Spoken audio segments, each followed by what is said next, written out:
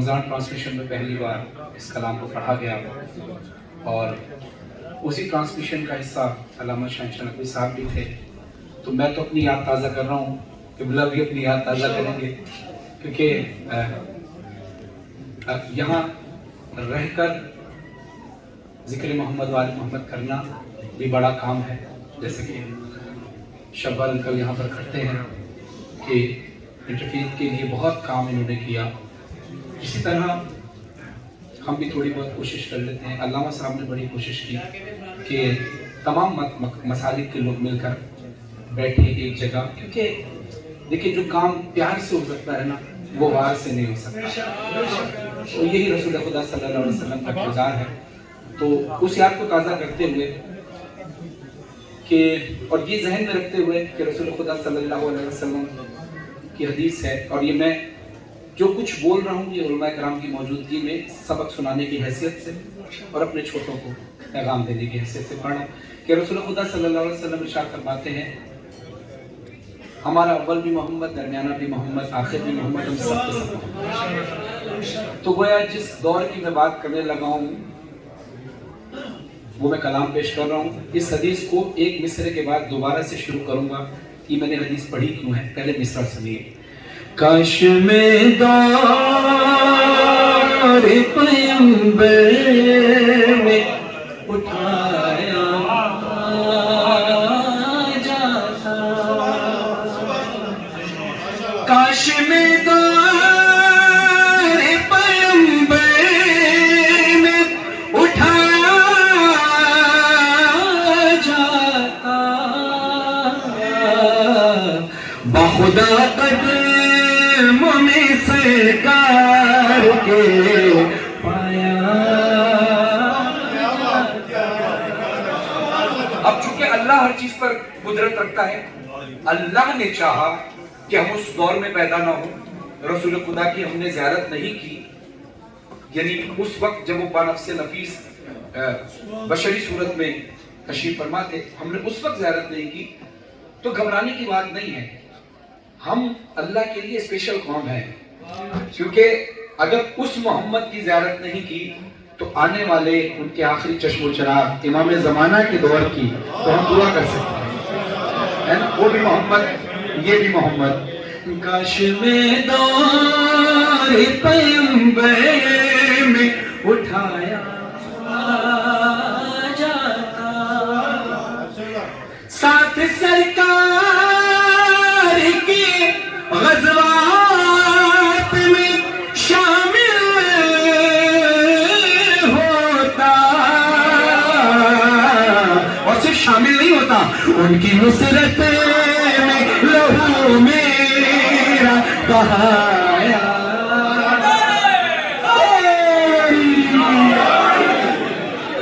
کاش میں دو، اب کس کس کی خواہش ہے ذرا مل کر پڑھیے.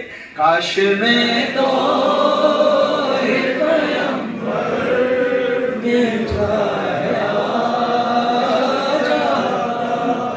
خاک ہو جاتا میں سرکار کے قدموں کے تلے، خاک کو خاک مدینہ ملا.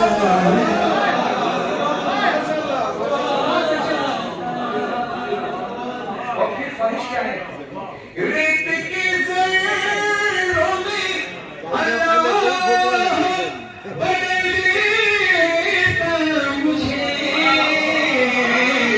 پھر مجھے راہ محمد میں بچھایا. نعرہ تکبیر، نعرہ رسالت،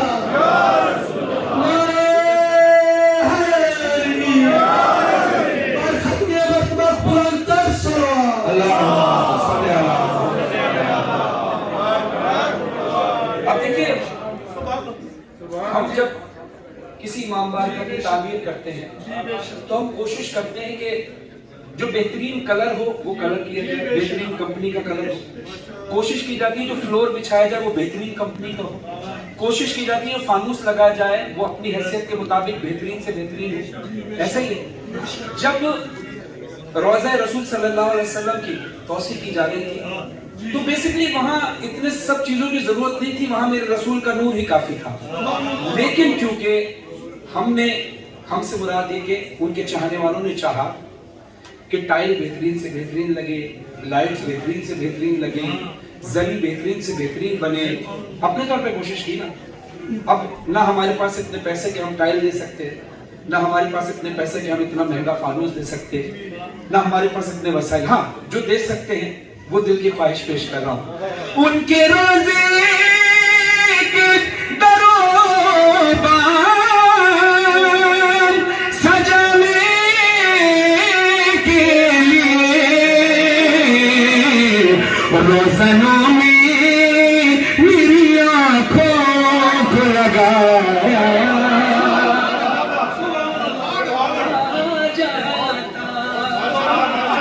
اور جب ہم دیکھ رہے ہوتے ہیں مسجد نبوی کی تعمیر ہے، پہلے کچی مسجد تھی اب پکی ہونے لگی ہے، اب اس کے لیے سیمنٹ بجری کا انتظام کیا جاتا ہے، اس کا گارا بنایا جاتا ہے. تو مل کے سب لوگ مجھے مٹی سے گارا کہتے، پھر مجھے مسجد نبوی میں لگایا.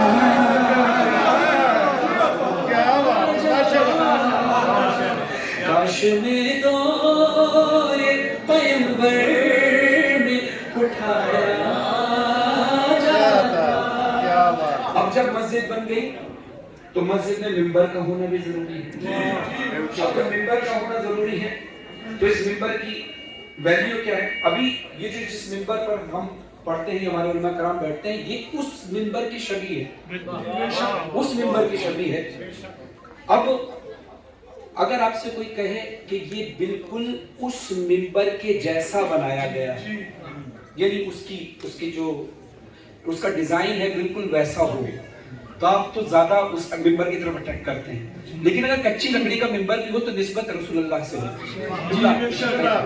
لیکن اگر ہو بہو ویسا ہی ممبر ہو تو لوگ کہیں گے یہ وہ اس ممبر کی شبیہ ہے جو رسول خدا کے دور میں تھا. ٹھیک ہے. اب میری خواہش کیا ہے؟ ان کاش کاش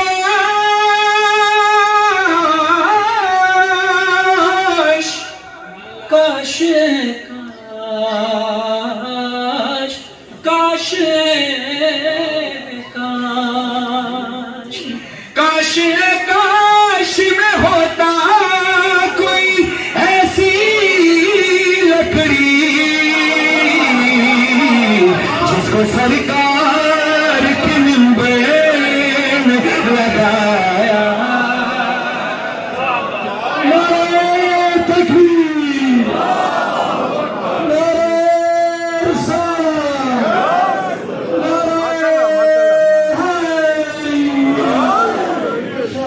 اب دیکھیے پھر ایک اور بات کہ جب مسجد بن جاتی، ممبر ہوتا، رسول ممبر پر رونق افروز ہوتے، ہر شخص اپنے اپنے طور پر کوئی نہ کوئی تحفہ لے کر آتا. یعنی جو کسی باغ میں کام کرتا ہوگا اس باغ کے بہترین پھول لے کر آتا. آپ اگر ایگریکلچر کا کام کرتے ہیں، چاول کی فصل ہو آپ کے یہاں یا کسی جو کی فصل ہو، آپ کوشش کریں گے جو بہترین فصل ہے وہ رسول خدا کی بارگاہ میں پیش کی جائے. جس کی جو اسپیشلٹی ہوتی ہے وہ رسول صلی اللہ علیہ وسلم کی بارگاہ میں آتا ہے. ہمارے پاس کچھ ہے ہی نہیں سوائے اس کے کہ ہم ان کا کلام ان کو پیش کر سکیں. اب محفل کا اصول کیا ہوتا ہے؟ میں اگر یہاں پر آیا ہوں تو میرا ایک ٹائم ہے، اس ٹائم پہ میں پڑھوں گا، میرے بعد دیگر پڑھنے والے پڑھیں گے. ٹھیک ہے. میرے اس پڑھنے کے دوران جب میں یہاں سے چلا جاؤں گا تو اس کے بعد میری اس محفل میں دوبارہ باری نہیں ہے، ایک ہی بار آئے گی. ایسے ہی اب مولانا بیٹھے، مولانا صاحب بھی اب خطاب فرمائیں گے، آپ بھی جب آئیں گے خطاب فرمائیں گے، اس کے بعد یہ محفل جب ختم ہو جائے گی تو اس محفل میں آپ کا دورانیہ دوبارہ نہیں ہوگا. سبق سنانے کی حیثیت سے لوگوں تک پیغام پہنچے.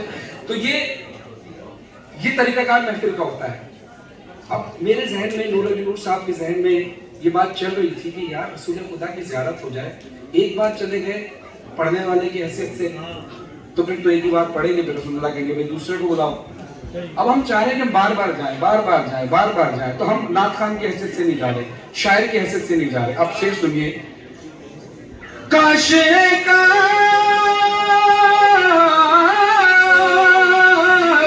یا اترتا میں کسی نعت کے مصرے بن کر، جو شاعر جو منقبت خان آتا نعت کے مصرے بن کر ہم بن جاتے.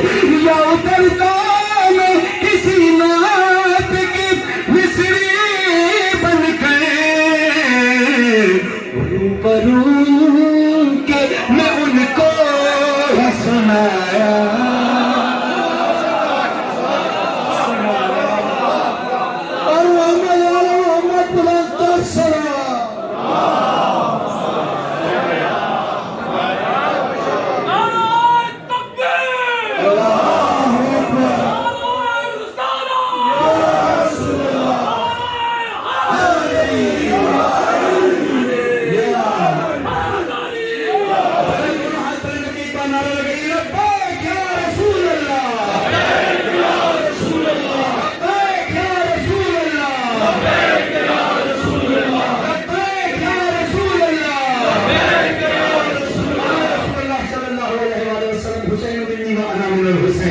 اس حدیث کی روشنی میں ہاتھ بن کر کے نعرہ لگائیے لبیک یا حسین، لبیک یا حسین، لبیک یا حسین، لبیک یا حسین، لبیک یا حسین، لبیک یا حسین. پیغمبر میں اٹھایا جاتا، لایا جاتا سر دربار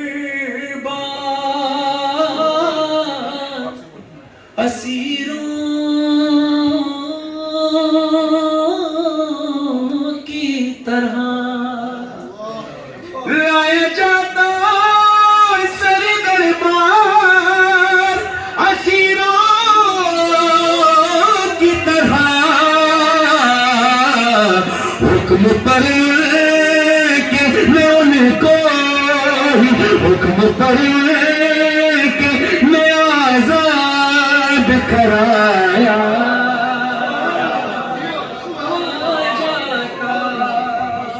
اب ہم تک یہ پیغام کیسے پہنچا؟ سینہ در سینہ. سب سے بڑی درسگاہ انسان کی کون ہوتی ہے؟ ماں. جب ہم بولنا نہیں جانتے تو وہ بولنا سکھاتی ہے، باپ انگلی پکڑ کے چلنا سکھاتا ہے. تو ماں بھی بچے کو اسٹوری سمجھ کر، کہانی سمجھ کر سناتی ہے کہ بیٹا ایک کہانی سنو. اس طرح ہی ہوتا ہے. بچوں کو گاڑی اردو میں تو نہیں سکھایا جاتا، ان کو سمجھا کے سکھایا جاتا ہے کہ یہ ہوا، یہ ہوا، یہ ہوا، یہ ہوا. اب ہم نے کوئی جگہ خالی نہیں چھوڑنی اپنی انٹری کی، اپنی حاضری کی. کوئی جگہ ہم نے کوئی جگہ خالی چھوڑنے کی کوشش کی کہ کوئی جگہ ہم رہ نہ جائیں. اس دور کا قصہ کوئی نور فرحان، ہوتے اس دور کا قصہ کوئی نور فرحان. آج کے دور میں بچوں کو پڑھایا جاتا.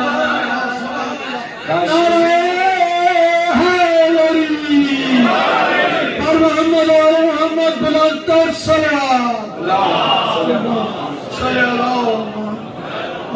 برائے سید و سلامتی سید فرحان علی وارث بلندر صلوات.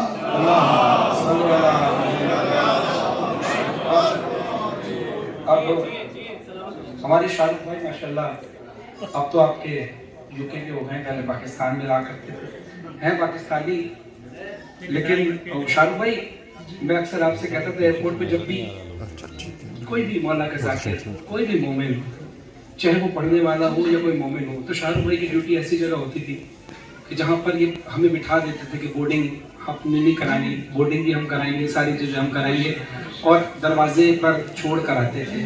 اور ہم ان سے اکثر پوچھتے تھے محفل اور یہ پرواز کب کرے گی، یہ جہاز پرواز اس کی فلائنگ کب ہوگی. اب وہ آپ کا ایئرپورٹ تھا، یہ ہمارا ایئرپورٹ ہے. ہم نے محفل کو پرواز کرا دی اور اس کے بعد جہاز دے دینا ہے, محفل کا جہاز شہنشاہ نقوی صاحب کے ہاتھ, پھر یہ پرواز کرائیں گے محفل کو. اب سنیے گا ایک کلام کے چند اشعار آپ کیسے سمجھ